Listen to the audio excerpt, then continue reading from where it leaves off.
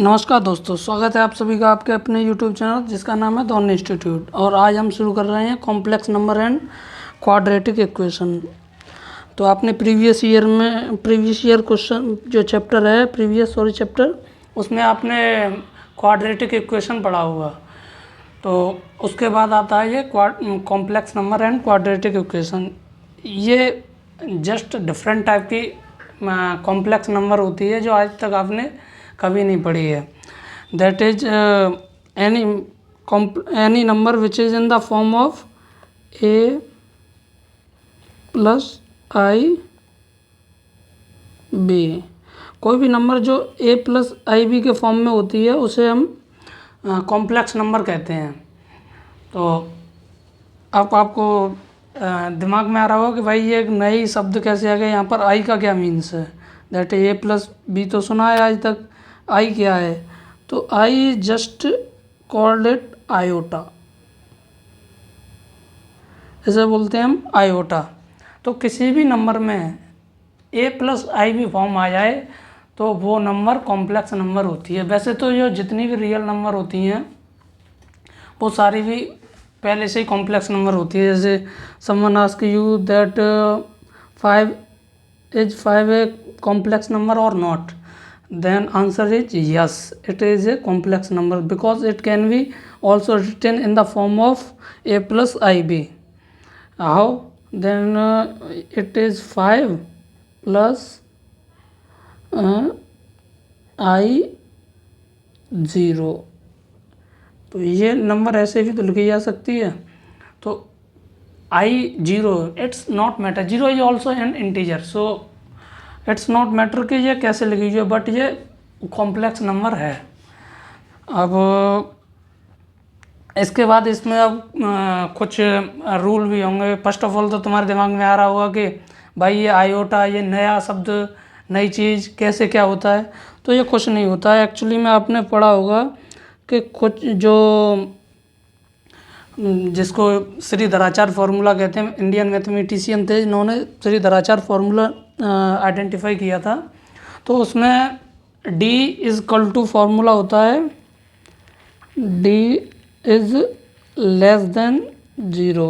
If d की value जो है, d की जो अंडर रूट वाली वैल्यू है वो लेस देन अगर 0 आती है तब माइनस में अंडर रूट में कोई भी संख्या आ जाती है। जैसे अंडर रूट -3, अंडर रूट -5 या एनी। तो अब ये क्या होती है, इसे हम लोग इमेजिनरी नंबर बोलने लगते हैं। That it is a imaginary number and it is uncountable. So बस यहीं से कॉम्प्लेक्स नंबर की शुरुआत होती है आपकी। तो होता क्या है कि आई इक्वल टू होता है, I equal to under root में -1, दैट इज़ कॉल्ड आयोटा। इसी को ही आप कह देते हैं कि भाई ये हो गया आपका अंडर रूट -1 इक्वल टू आई। तो that is called imaginary number. अब इसके कुछ पार्ट्स भी होंगे, कुछ रूल्स एंड रेगुलेशन। भाई मैथ में बिना कॉन्सेप्ट और रूल्स रेगुलेशन फार्मूला के तो बात बनती ही नहीं है।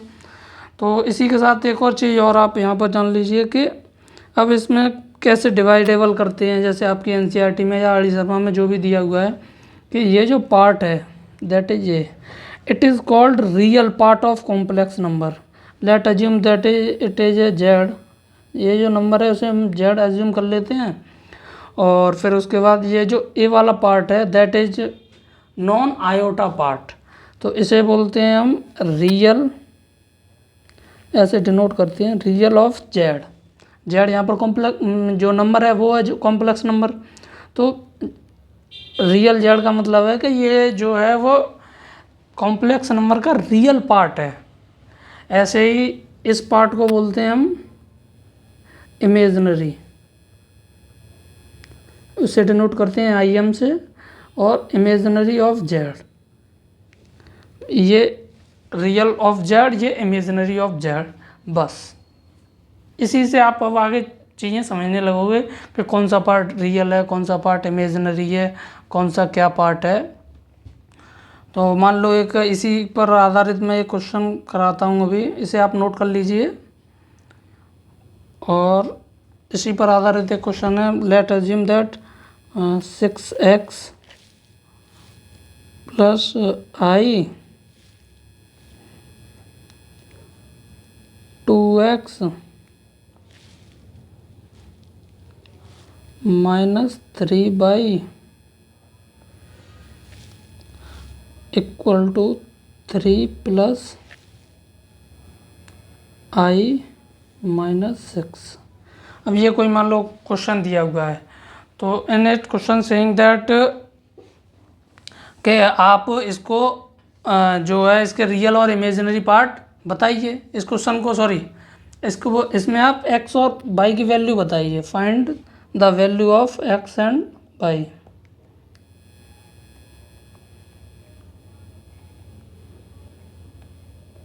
अगर आपसे ये पूछ ले कि भाई x और y की वैल्यू बताओ, तो अब दो वेरिएबल हैं, दो इक्वेशन हो गई। एक इक्वेशन ये है, एक इक्वेशन ये है।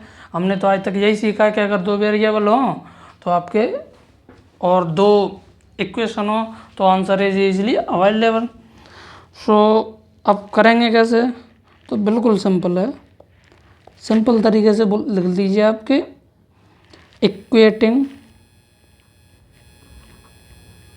इक्वेटिंग और comparing real and imaginary part of complex number. अब इनके रियल और इमेजिनरी जो पार्ट हैं उनको आप कंपेयर करके आंसर निकाल दीजिए x y के। तो भाई ये इसका कौन सा पार्ट है? रियल। ये इसका रियल, जो नॉन आयोटा पार्ट होते हैं वो सब रियल। तो 6x equal to 3। x equal to कितना आ जाएगा आपका, बताओ? x equal to 1/2। अब ऐसे ही कंपेयर कर दीजिए आप इमेजिनरी पार्ट को। तो इमेजिनरी पार्ट को जब कंपैरिजन करेंगे तो आपका आ जाएगा, यहाँ पर ये आपको साइन देखना पड़ेगा। अगर यहाँ पर ये मान लो, ये तो मैंने इधर को माइनस का लिख दिया है, अगर ये यहाँ पर माइनस का होता इस जगह पर तो, और इधर प्लस का ही रहता, तो साइन अगर कंपेयर कर रहे हैं तो साइन भी इक्वलाइज करना पड़ेगा आपको। तो ये हो जाएगा आपका 2x minus 3y equal to minus के 6। क्या कंपेरिजन कर रहे हैं हम? इमेजिनरी पार्ट है, इसमें क्या किया था हमने? रियल पार्ट को। तो x की वैल्यू हमें पता है, x की वैल्यू 1/2, तो 2 into 1/2 minus 3y equal to minus 6। अब ये एक से cancel, then minus 3y equal to minus के 6 माइनस 1। तो y इक्वल टू आ जाएगा आपका माइनस के 7/-3, दैट इज प्लस के 7/3। दैट इज x और y की वैल्यू हमने कैसे फाइंड कर ली भाई? सिंपल है। आप रियल जो है, ये रहा रियल पार्ट दोनों कॉम्प्लेक्स नंबर्स का, उसे कंपेयर कर दो बिकॉज बोथ आर इक्वल, और इमेजिनरी पार्ट को इक्वल कर दो तो आपका x और y की वैल्यू आ जाएगी। ऐसे क्वेश्चन आपको NCERT और आली शर्मा में दिए होंगे। बिल्कुल सिंपल है, बट कंपैरिजन करने में हाँ कई जगह आपको वो साइन से डेविएट करेगा क्वेश्चन में, इससे आपका रॉन्ग आंसर निकलता है। So you have to focus on the sign, that is plus plus है या माइनस माइनस है या नहीं है, बस इतना सा सिंपल सा है। उसके अलावा अब इसके अगर ये नए टाइप का चैप्टर है, मैंने जैसा कि पहले बोला आज तक आपने ऐसा कोई चैप्टर पढ़ा ही नहीं होगा, that is unique and new for you. So इसके कुछ रूल्स एंड रेगुलेशन होंगे, बिल्कुल है भाई साहब। ये बहुत सारे रूल्स जो अलजेब्रा के पहले से ही हैं उनको फॉलो करता है। जैसे एडिशन में आपके जो रूल हैं, मान लो जो क्लोजर लॉ है आपका, जिसमें सम जो होते हैं, जैसी जो संख्या होती है वो वैसे ही होती है। तो जैसे क्लोजर लॉ को ये फॉलो करता है। क्लोजर लॉ का क्या होता है कि कोई भी two complex numbers let Z1 plus Z2, ये दो कॉम्प्लेक्स नंबर हैं। अब इन दो कॉम्प्लेक्स नंबर का जो सम होगा व्हाट क्लोजर्स लॉ से, अगर आपने 7 या आई थिंक 8th क्लास में है, अगर पढ़ा है अच्छे से, तो जैसी नंबर्स का आप एडिशन करोगे वैसा ही एडिशन आएगा। तो अगर आप कॉम्प्लेक्स नंबर का एडिशन कर रहे हैं तो भाई साहब आपका कॉम्प्लेक्स नंबर ही आएगा। It also follow commutative law. Commutative law क्या होता है? कम्यूटेटिव लॉ भी बिल्कुल सिंपल होता है। कम्यूटेटिव लॉ क्या कहता है आपका कि दूसरा है कम्यूटेटिव लॉ। एक्चुअली में ये लॉ इसलिए इम्पोर्टेंट, अभी तो आप बोल रहे हैं कि ये इम्पोर्टेंट नहीं है। When you cross 12th class and you will go to the higher classes, then these law matters a lot. So and also you have also read in 12th class, that is matrices and determinants chapter एक करके आएगा, उसमें ये सारे law अलग type से very करते हैं। तो आपको ये सब अभी से समझना ज़रूरी होगा, नहीं वो आपके लिए यूनिक बन जाएगा फिर। तो जैसे कॉम्पिटेटिव लॉ है Z1 plus Z2 equal to Z2 plus Z1, होता कुछ नहीं है। ये सारे के सारे जो लॉ आज तक आपने पढ़े हैं वो सारे के सारे लॉ हैं, एक बार आप NCERT में भी देख लेना, बिल्कुल सेम है। अगर मान लो कि अब आप बोलो कि भाई ये तुम कैसे कह सकते हो, इसे प्रूव करो, तो लेट मैं प्रूव कर देता हूँ। मान लो Z1 हो जाएगा आपका A1 प्लस IB1 और Z2 को मान लेते हैं आप A2 प्लस IB2। अब इसको आप बोल रहे हो कि पहले वाले लॉ जो क्लोजर लॉ है उसे प्रूव करके दिखाओ कि ये कैसे भाई कॉम्प्लेक्स नंबर हो जाएगी, ये दोनों कॉम्प्लेक्स नंबर। तो ये देखो एक ब्रैकेट में कर लीजिए आप A1 प्लस A2 और दूसरे ब्रैकेट में आयोटा कॉमन लेके B1 प्लस B2। तो ये आपको A प्लस IB के फॉर्म में दिख रहा है, दैट इज़ कॉल्ड, ये कॉम्प्लेक्स नंबर हो गई जो A प्लस IB की फॉर्म में है। इसके अलावा जितने भी लॉ हैं वो सारे मल्टीप्लिकेटिव, वो सारे के सारे लॉ फॉलो कराएगा। ये सारी की सारी एडिटिव, मान लो कि किसी में भी एडिटिव 0 ऐड करा रहा है कॉम्प्लेक्स नंबर में, तो वो भी लॉ फॉलो कराएगा। ये एडिटिव इन्वर्स भी फॉलो कराता है, that is just opposite to the science of the complex number, वो भी ये फॉलो कराएगा, जो आपने बहुत पहले पढ़ लिए हैं। बस होता क्या है कि वहाँ पर जैसे और अदर अलजेब्रा में आपने पढ़ा है x प्लस वाई, इसमें आई आ जाता है बस एक्स्ट्रा, और कुछ नहीं है। डिफरेंसेस भी उसी टाइप से ही इसके होंगे। जैसे मान लो कि डिफरेंसेस में आपका आ गया Z1 कोई संख्या है Z2, तो ये भी जो आएगी नंबर, ये भी कॉम्प्लेक्स नंबर ही होगी भाई।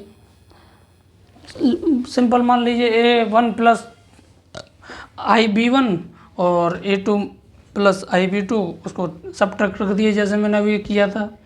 अब उसके अलावा आता है मल्टीप्लिकेशन रूल। इसका कैसे रहेगा भाई? एडिशन हो गया, मल्टीप्लिकेशन हो गया, सारे के सारे रूल अलग से, कई सारे रूल अलग से हो जाते हैं। तो मल्टीप्लिकेशन वाले भी जितने भी कम्यूटेटिव, एसोसिएटिव और मल्टीप्लिकेटिव आइडेंटिटी हैं, वो सारी की सारी इसमें एग्जिस्ट करती हैं। जो एक रूल है वो इम्पोर्टेंट है, उस पर क्वेश्चन पूछ लेता है, that is multiplicative inverse. Multiplicative inverse कि भाई ये इसमें एग्जिस्ट करता है कि नहीं करता है? भाई साहब करता है। दैट इज, मान लो कि Z इंटू मल्टीप्लिकेटिव इनवर्स क्या होता है भाई? 1/, जो संख्या है वो रेसिप्रोकल वाली, तो 1/Z इक्वल टू 1 आएगा। ये मैं आगे आपको प्रूव करूँगा कि कैसे ये मल्टीप्लिकेटिव इनवर्स जो है इसमें वैलिड है। इसी टाइप से डिस्ट्रीब्यूटिव लॉ है। Z1, मान लो कि ये जो Z1 है Z2 प्लस Z3, ये डिस्ट्रीब्यूटिव लॉ होता है। ये डिस्ट्रीब्यूटिव लॉ भी Z1 Z2 plus Z1 Z3, ये भी भाई वैलिड है, इसमें एग्जिस्टेंस है। तो लगभग सारे के सारे जो हैं वो एग्जिस्ट करते हैं। अब आ जाओ भाई, सब एडिशन हो गया, सब्ट्रैक्शन हो गया, मल्टीप्लिकेटिव हो गया। अब आगे आता है आपका जो है वो डिवीज़न वाला, कि हाँ भाई डिवीज़न भी इसमें रहता है। दैट इज कोई भी नंबर मान लो Z1 अपॉन Z2, ये भी एग्जिस्ट करेगा। बस कंडीशन ये है कि जो Z2 है वो नॉन जीरो होना चाहिए, is not equal to zero, because zero हो जाएगा दैट इज अनडिफाइंड हो जाएगी। 1/0 इज अनडिफाइंड होता है, नॉट इन्फिनिटी। सो ये अनडिफाइंड हो जाएगा, तो ये भी इसमें एग्जिस्ट करता है। ओके, अब तक आपको समझ में आया होगा आई होप। अब आगे आती है कि भाई इतना तो ये सारे के सारे इसने जो लॉ हैं बेसिक अलजेब्रा के 8th 9th में हमने जो पढ़े हैं, जहाँ तक अभी तक पढ़ते आए हैं मैथ में, वो तो सब फॉलो कर रहा है ये। अब आता है कि भाई मन में आ रहा होगा कि भाई ये जो नई चीज़ आई है दैट इज आयोटा, बिल्कुल न्यू है आपकी लाइफ में, तो दैट इज आयोटा। भाई इसके बारे में और थोड़ा बताओ, तो लो बता देते हैं। मान लो इसकी पावर के बारे में बताते हैं। आयोटा सिंपली समझ जाओ, आयोटा मीन्स अंडर रूट में -1। अगर मान लो आपको दे दिया है आई स्क्वेयर, तो इसकी वैल्यू क्या होगी? तो आई स्क्वेयर को पहले सिंपली लिख लो, आई डॉट इंटू आई, तो अंडर रूट में -1 इंटू अंडर रूट में -1।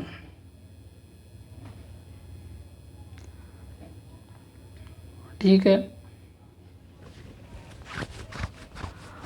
अब क्या करेंगे? तो इसकी सिंपल सीधी वैल्यू होती है, वो आती है आपकी निकल के -1। मल्टीप्लाई कर लो, बिल्कुल सिंपल है।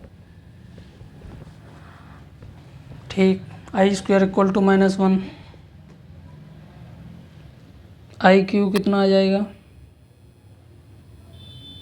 अब भाई आई स्क्वायर डॉट आई कर सकते हैं इसे, आई स्क्वायर की वैल्यू -1, तो ये हो जाएगी माइनस के आई की पावर 4 आ जाएगा। तो आई की पावर 4 को कर सकते हैं i square into i square equal to कितना हो जाएगा? 1। तो आई की पावर 4 के आएगा,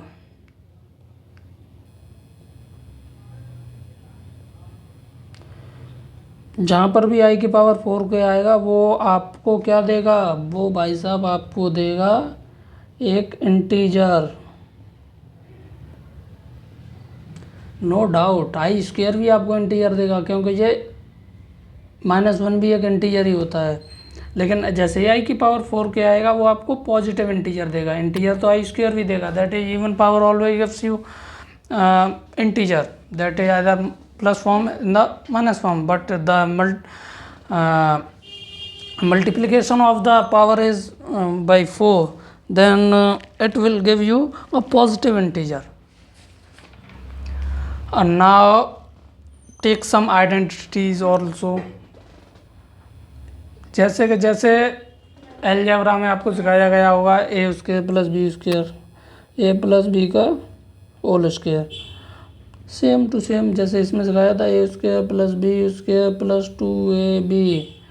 लो भाई Z1 प्लस Z2 का होल स्क्वायर है, तो ये भी आपका होगा Z1 square plus Z2 square plus 2Z1 2। ऐसे a माइनस बी का whole square, a plus b का क्यूब, तो हो जाएगा Z1 प्लस Z2 का whole square, Z1 minus Z1 का whole square, Z1 plus Z2 का whole square whole cube, Z1 square minus Z2 square, Z1 minus Z1 एक bracket में, दूसरे ब्रैकेट में Z1 plus Z2। These are all simple things. ऐसे सारे की सारे आइडेंटिटी कुछ नहीं याद करना है, जो आपको पहले से याद है बस उन्हें ही अप्लाई करना है। मान लो एक क्वेश्चन है, आपके लिए कि एक दिया हुआ है क्वेश्चन, एनसीईआरटी में ही है, वो करा रहा हूँ मैं आपको। -i है, दूसरे ब्रैकेट में 2i है, और तीसरे ब्रैकेट में -1/8 की पावर ये आई है, यहाँ पर ये 3 है। इसको आप a+i की फॉर्म में सीधे बोला है उसने, कॉम्प्लेक्स नंबर में डिनोट कीजिए। जहाँ पर भी कॉम्प्लेक्स नंबर में डिनोट करने को आता है तो सबसे पहले दिमाग में क्या आया, -ki into 2i into minus का क्यू होता है तो माइनस ही आता है, और 1/8 गुणा 8/8 इंटू आई का आई क्यू। तो देखो भाई, आई 1 हो गई, आई 2 हो गई, और आई हो गई 3। आई कितनी हो गई आपकी, 5,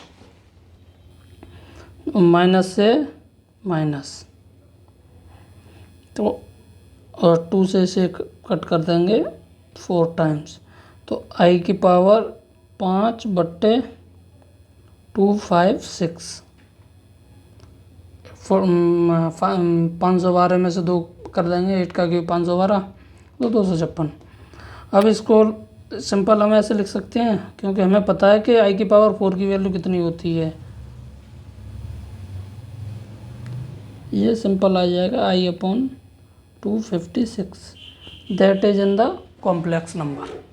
ये भाई साहब कॉम्प्लेक्स नंबर में लिख गया है आपका भाई, बिल्कुल ईजी है, इससे ईजी कुछ है ही नहीं, और इतना सिंपल तरीके से समझा रहा हूँ कि कोई भी चीज़ छूटेगी भी नहीं। अब आगे ये तो सब फॉर्मूले भाई साहब हो गए। अभी तक मुझे लगता है कि आपको ऐसी कोई मैंने चीज़ नहीं बताई है जिसे आपको याद करना पड़े या रटना पड़े। बस 1-2 सिंपल चीज़ें हैं कि आई क्या होता है, कॉम्प्लेक्स नंबर a+i के फॉर्म, IB के फॉर्म में होती है, और आई की वैल्यू बता दी है, i² = -1, i³ = -i, आई की पावर 4 = 1। बस इसके अलावा तो मैंने कुछ नहीं याद करने को बताया। ये चीज़ें आपको नई हैं, इसलिए दिमाग में रखनी पड़ेंगी। अब आ जाइए आप मॉड्यूलस। भाई ये तो आपकी लाइफ में मुझे लग रहा है नया नहीं है, आपने बहुत पहले अगर स्ट्रेट लाइन पढ़ा होगा तो उसमें मॉड्यूलस और कई सारे इनइक्वालिटी अगर आपने पढ़ी है पहले प्रीवियस ईयर क्वेश्चन चैप्टर में, इनइक्वालिटी और आपका क्वाड्रेटिक इक्वेशन में बहुत मॉड्यूलस कराया गया होगा। तो भाई कॉम्प्लेक्स नंबर मान लो दिया गया है z = a+ib, इसका मॉड्यूलस निकालो। क्वेश्चन आए find out the modulus of this complex number. Then modulus का सीधा सीधा हमने क्या किया, साइन लगाया। मॉड्यूलस हमेशा क्या होता है, एक पॉजिटिव नंबर होता है। इट इज ऑल्सो कॉल्ड है नॉन नेगेटिव नंबर। जहाँ पर भी पॉजिटिव या नॉन नेगेटिव नंबर आए, just like in competition like entrance JEE, तो वहाँ पर ये शब्द बहुत कंफ्यूज करते हैं, और उन शब्दों का बहुत बड़ा मीनिंग होता है। That is non zero, non negative, non positive, positive, छोटे छोटे वर्ड पूरा का पूरा कंसेप्ट चेंज करते हैं, पूरा का पूरा फ्रेम चेंज करते हैं क्वेश्चन का। तो इसका क्या होता है, ये आपने पहले भी इनइक्वालिटी में सीखा है कि इसमें क्या करेंगे कि रियल पार्ट का whole square plus imaginary part का होल स्क्वायर। तो रियल पार्ट क्या है आपका a, प्लस इमेजिनरी पार्ट क्या है b, दैट इज मॉड्यूलस। हाँ भाई, ये एक फॉर्मूला और आप याद कर लेना, सिंपल है, इसमें कोई याद करने वाली बात ही नहीं है कि रियल पार्ट का होल स्क्वायर अंडर रूट में प्लस जो इमेजिनरी पार्ट है उसका होल स्क्वायर कर दीजिए आप, सीधा सीधा आंसर आ जाएगा, इसमें कोई बात ही नहीं होती है। अब एक और है, वो है concept conjugate of modulus.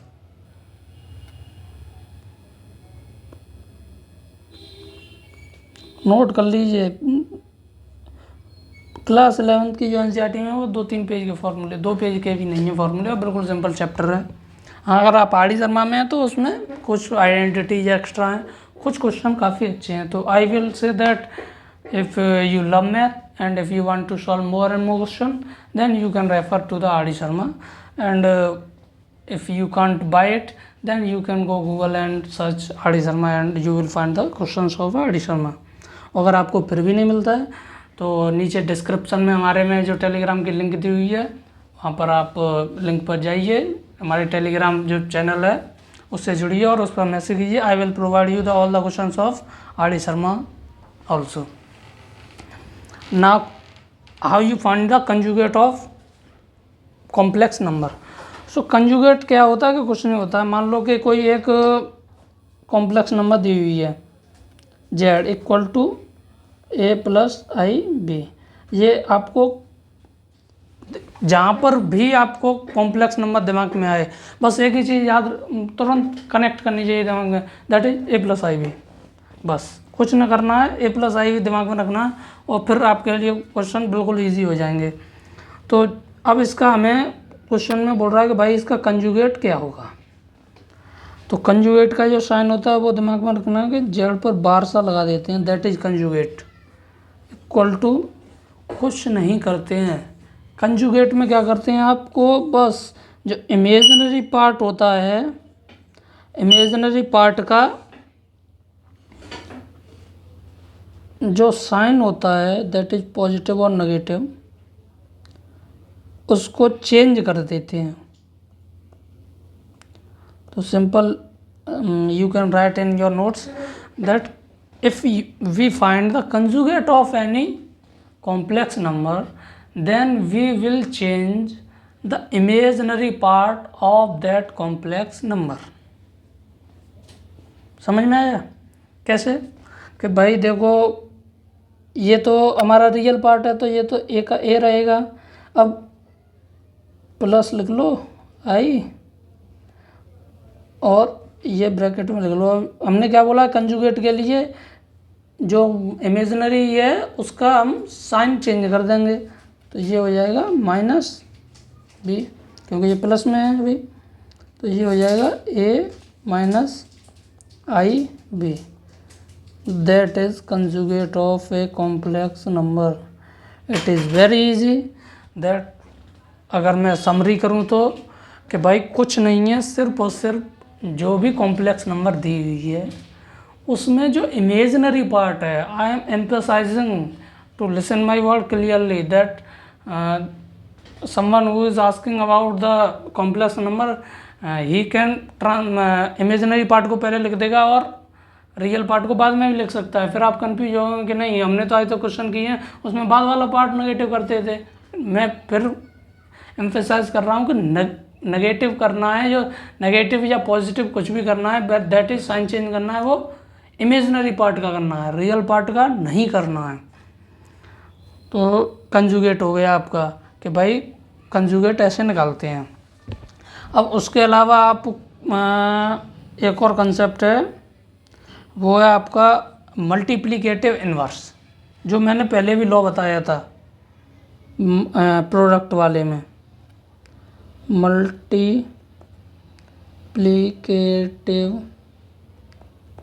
Inverse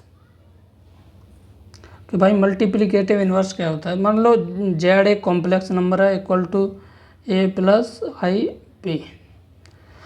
multiplicative inverse को बोलते हैं जेड पे माइनस वन, दैट इज एक बट्टे जेड को बोलते हैं। अब भाई ये निकालना है आपको मल्टीप्लिकेटिव इन्वर्स कैसे निकालेंगे, तो इसमें भी कुछ नहीं है, इसमें लिख लेंगे आप 1/a प्लस आई बी। ठीक है, अब या तो इसे ऐसा कर लीजिए कि अल्टरनेटिव मेथड से समझ लीजिए, या इसका फॉर्मूला होता है। पहले तो मैं फॉर्मूला लगा देता हूँ। इसका फॉर्मूला होता है जेड इनवर्स का conjugate of z, that is z bar. ये कंजुगेट है। कंजुगेट तो आप समझ गए हो क्या होता है। अगर कोई मान लो a plus i b form में कॉम्प्लेक्स नंबर लिखे हुए होते हैं तो उसका कंजुगेट हो जाएगा a minus i b upon mod of z square, modulus of z square. ये इसका तो फॉर्मूला होता है भाई साहब। अब मान लो कि आप वो बहुत ही ज़्यादा आलसी पर्सन, वो आप फॉर्मूला नहीं याद करना चाहते, नो डाउट, बट आपको मैथ आता है, you are interested in math, then you can also find it with an alternative method. Alternative method क्या होता है कि भाई साहब आपने सीखा होगा, नहीं सीखा हो तो सीख लो, इसमें कंपोनेंडो एंड डिवाइडेंडो से मल्टीप्लाई कर देंगे। अब ये एक नया शब्द, भाई नया नहीं है, 10th क्लास में बहुत यूज किया होगा, कंपोनेंडो एंड डिवाइडेंडो। कंपोनेंडो एंड डिवाइडेंडो में क्या करते हैं कि ये जो है इसके अपोजिट साइड से हम मल्टीप्लाई करते हैं, तो a minus i b upon a minus i b, इससे मल्टीप्लाई कर देंगे, तो ये हो जाएगा a minus i b upon ये a प्लस आई, फिर आप कंफ्यूज हो जाएंगे, ये plus i b, a minus i b, formula बन गया आपका a square minus b square का, तो a square minus i b का होल स्क्वायर,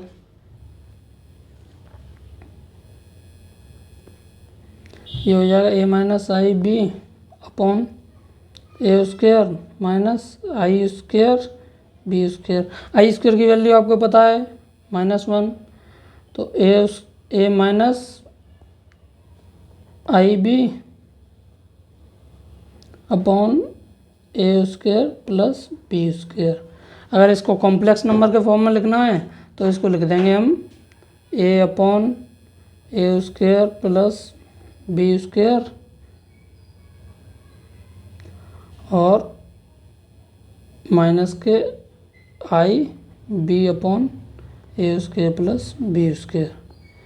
जो मैंने फॉर्मूला बताया था उससे भी सेम रिजल्ट आएगा। सेम रिजल्ट कैसे कि ये कंजुगेट ऑफ जेड है, ये हो जाएगा ए माइनस आई बी और मॉड ऑफ जेड स्क्वायर हो जाएगा आपका, मॉड क्या होता है अंडर रूट में a square plus b square का whole square equal to a minus i b upon a square plus b square. ये आपको एक जैसा नहीं दिख रहा भाई साहब, ये दोनों सेम नहीं है, तो फार्मूले से भी हो सकता है, बिना फार्मूले के भी आप कंपोनेंडो एंड डिवाइडेंडो लगा के इस क्वेश्चन को सॉल्व कर सकते हैं। ठीक, अब मान लो मैं एक आध और क्वेश्चन कराता हूँ। मान लो आपको क्वेश्चन दिया हुआ है आई की पावर -35। ठीक भाई साहब, तो पहले नंबर तो ये माइनस है, ऊपर से 35, तो एक काम करते हैं इसमें हमने सीखा है आज तक कि आई की पावर जब 4 होती है तो वो वैल्यू होती है 1। बिल्कुल सही सीखा सर आपने। तो आई की पावर 4 की वैल्यू होती है 1। अब उसको हम लिख लेंगे आई की पावर 4 गुणा 8 इंटू 4 की पावर ये 4 8 टाइम हो गया, मतलब उधर कोई पीछे लिख दिया हमने, इंटू आई की पावर 3। ठीक, माइनस के, क्योंकि ये माइनस भी है, तो आई की पावर 4 वाला का क्या हो जाएगा 1, और 1 की पावर 8 इक्वल टू 1 इंटू आई की पावर -3। एक बार के लिए माइनस को भूल जाइए, you can forget minus, then remember about i की पावर 3। आई की पावर 3 मैंने कितना बताया था आपको, दैट इज माइनस आई, तो ये हो जाएगा माइनस आई की पावर माइनस आई।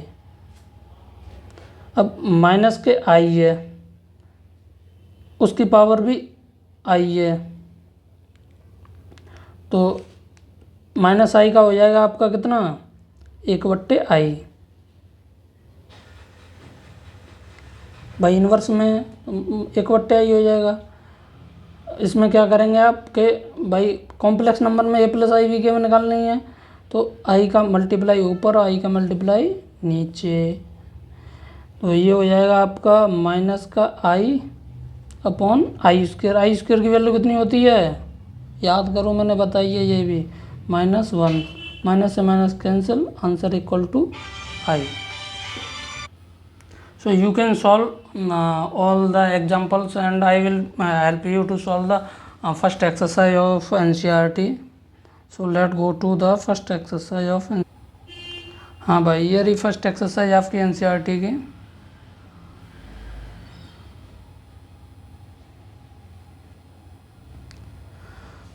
अब इसमें क्या बोल रहा है कि कॉम्प्लेक्स नंबर 1 से 10 तक क्वेश्चन को a+i के फॉर्म में लिखना है आपको. ठीक है भाई साहब, लिख देंगे.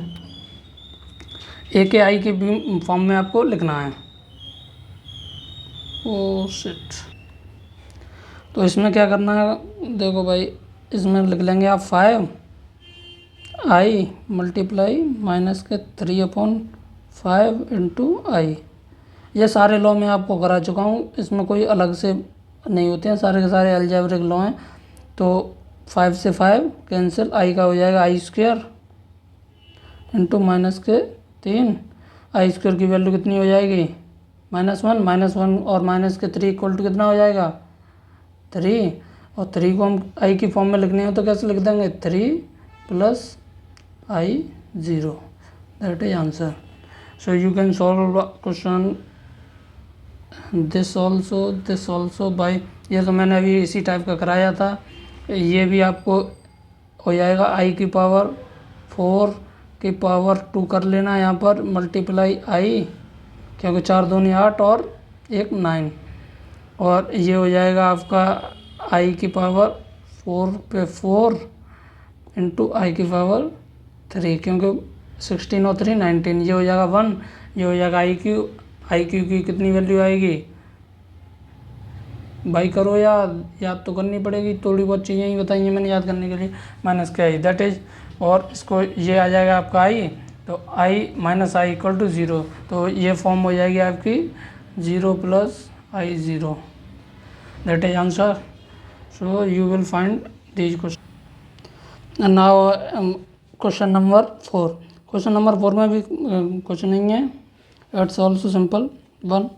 कि भाई इसमें क्या करना है, ये हो जाएगा आपका 3 का, इसमें मल्टीप्लाई कर देंगे 21 प्लस का, ये हो जाएगा i21 प्लस, अब आई का इसमें कर देंगे.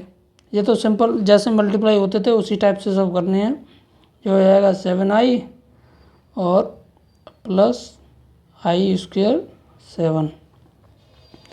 तो ये तो कॉम्प्लेक्स नंबर जैसा ही रहेगा, ये 7i है, ये चेंज होगा केवल और केवल. तो ये हो जाएगा आपका i² की वैल्यू कितनी होती है, i² की वैल्यू होती है -1. तो ये हो जाएगा -7 और 21. तो ये हो जाएगा आपका 14 और प्लस 21 और 7i हो जाएगा आपका 28i. That is answer. इसी टाइप से आप ये वाला कर लेंगे. ये भी सिंपल है. इसमें जो रियल वाले हैं वो रियल वाले होंगे, और जो इमेजिनरी पार्ट है वो इमेजिनरी ऐड और सब्ट्रैक्शन होगा. तो ये भी रियल इमेजिनरी.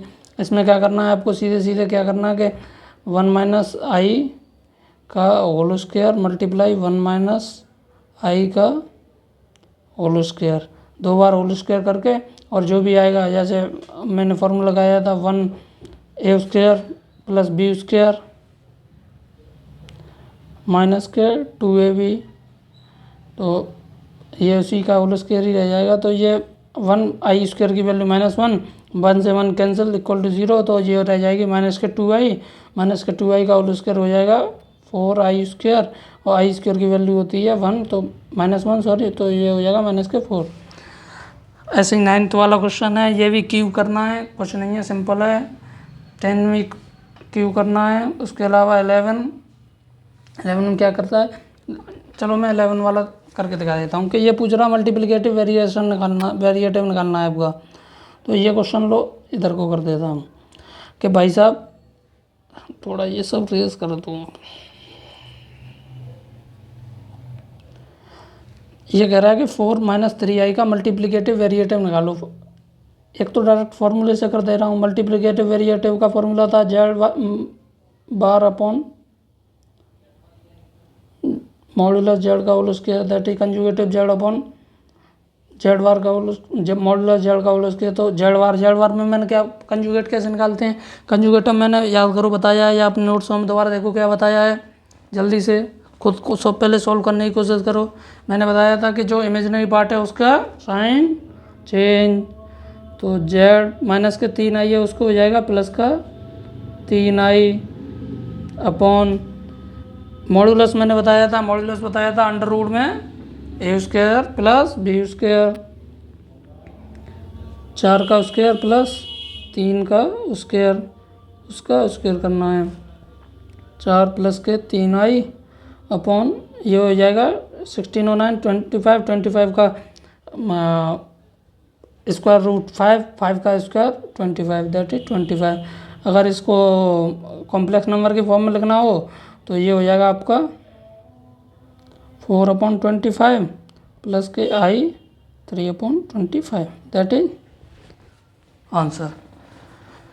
सिंपल सिंपल, इसमें भी कुछ नहीं करना है, पहले ये वाला सॉल्व कर लो, फिर इसके साथ ये और इसका इसमें मल्टीप्लाई कर लो, ए स्क्वायर माइनस के बी स्क्वायर हो जाएगा। ये सिंपल सिंपल ए प्लस बी और ए माइनस बी है, तो ये हो जाएगा 9 ए स्क्वायर माइनस बी स्क्वायर, तो आई स्क्वायर इंटू 5 अपॉन, अब ये एडिशन सब्ट्रैक्शन है तो ये माइनस रह जाएगा, ब्रैकेट हटाएंगे और ये प्लस हो जाएगा।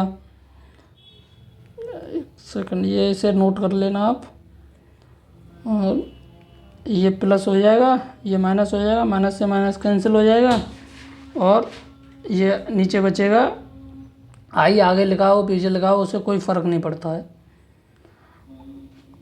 2√2i या i 2√2, सिंपल कुछ नहीं करना है, 2√2i से मल्टीप्लाई कर दो या i से मल्टीप्लाई ऊपर नीचे कर दो तो आपका आंसर आ जाएगा। ये आई स्क्वायर इक्वल टू हो जाएगा आपका -1 से ये प्लस हो जाएगा, 9 और 5 14, 14 अपॉन आई ऊपर मल्टीप्लाई कर दो ऊपर नीचे, आंसर आ जाएगा। दैट इज आपकी exercise 1 is solve.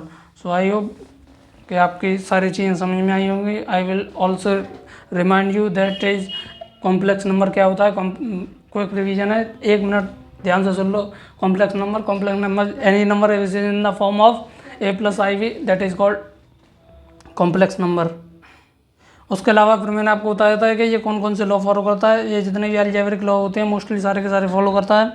Multiplicative inverse कैसे निकालते हैं, मल्टीप्लिकेटिव इनवर्स को हम 1 अपॉन ये उसको भी फॉलो करता है, मल्टीप्लिकेटिव इनवर्स को। मल्टीप्लिकेटिव इनवर्स का फॉर्मूला मैंने आपको बताया था, that is z inverse equal to conjugate of z upon modulus z का होल स्क्वायर। मॉडुलस कैसे निकालते हैं, रियल पार्ट का होल स्क्वायर अंडर रूट में प्लस इमेजिनरी पार्ट का होल स्क्वायर। कंजुगेट कैसे निकालते हैं, conjugate equal to z bar equal to change the sign of the imaginary part of the complex number. And multiplicative inverse का formula भी बताया था, alternative method भी बताया, z inverse equal to z bar upon modulus z square, that is solve. बस इतने ही सारे हैं। Tata bye bye. नेक्स्ट वाली आई थिंक 1 या 2 क्लासेज और होंगी इसमें, और पूरा कॉम्प्लेक्स नंबर आपका 11th क्लास का एनसीईआरटी के सारे क्वेश्चन हो जाएंगे और पूरा चैप्टर भी हो जाएगा। आई थिंक 1 या 1.5 पेज के फॉर्मूले होंगे, और जब कभी आप अपना एग्ज़ाम देने जाएँ तब उसे रिवाइज कर लो। हाँ, अगर आप if you are preparing for the any competitive examination then I will provide you extra identities and extra questions in the end of the video. Okay, tata, bye bye.